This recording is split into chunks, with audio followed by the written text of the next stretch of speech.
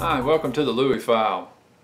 I don't know, I guess I find myself doing this quite frequently. If you've been watching Louie File videos, you might notice this yourself, but I always tend to go back to the garden and look at Adam. You know, if we don't understand how we were designed, why we were created, and what went wrong, we can't really fully appreciate what Jesus did. You know, the first Adam was a picture of the one that was coming, and we call the Jesus, we call him the last Adam. So let's look for a second back in Genesis. You know, when God created man, the Bible says he created him on the 6th day, and on the 7th day he rested.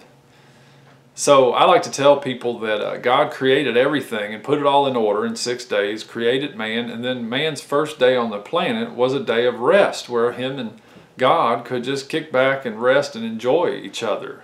And I think that is a picture of what God intends, and that's what Jesus has restored, is rest and peace for us with God. So that was the plan. The plan was to make man in his image and to give him dominion over the planet, and for them to be one and rest. Of course, we know what happened. Adam disobeyed, broke fellowship with God. So God comes to the man and the woman, of course the serpent, but we're not really dealing with him directly right now. And he comes to the man and the woman and he tells them what's going to happen. I'm going to read a couple verses here. In Genesis 3, 16 and 17.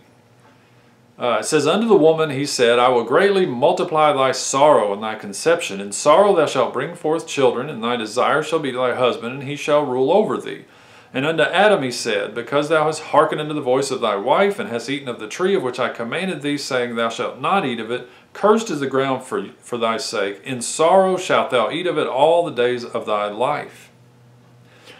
So, Adam and Eve broke the rule, and a curse was brought into the earth. And God told the woman, in sorrow you will have childbearing.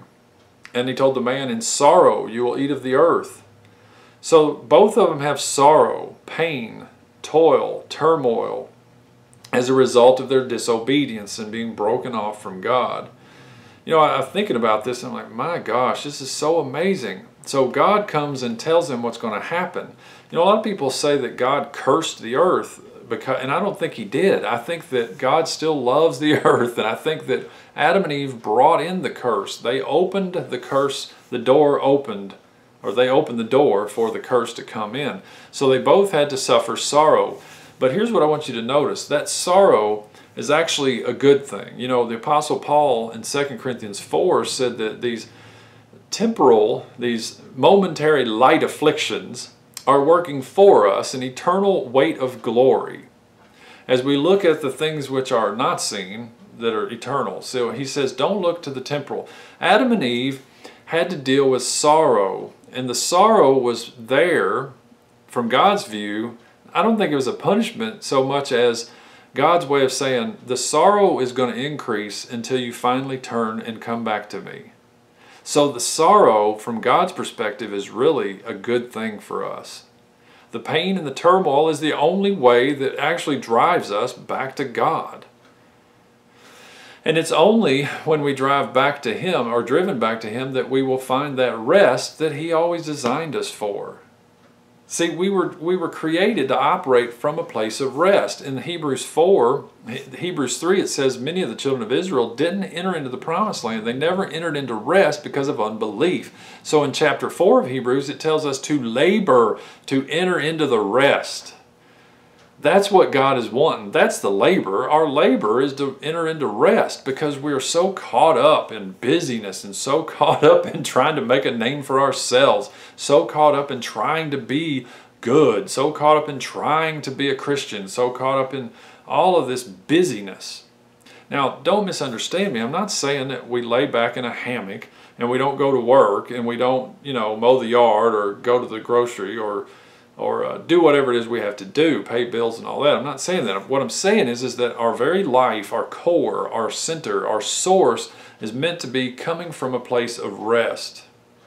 And all this outer stuff, what it may even look like busyness, but we're doing it from a place of rest. That's the plan.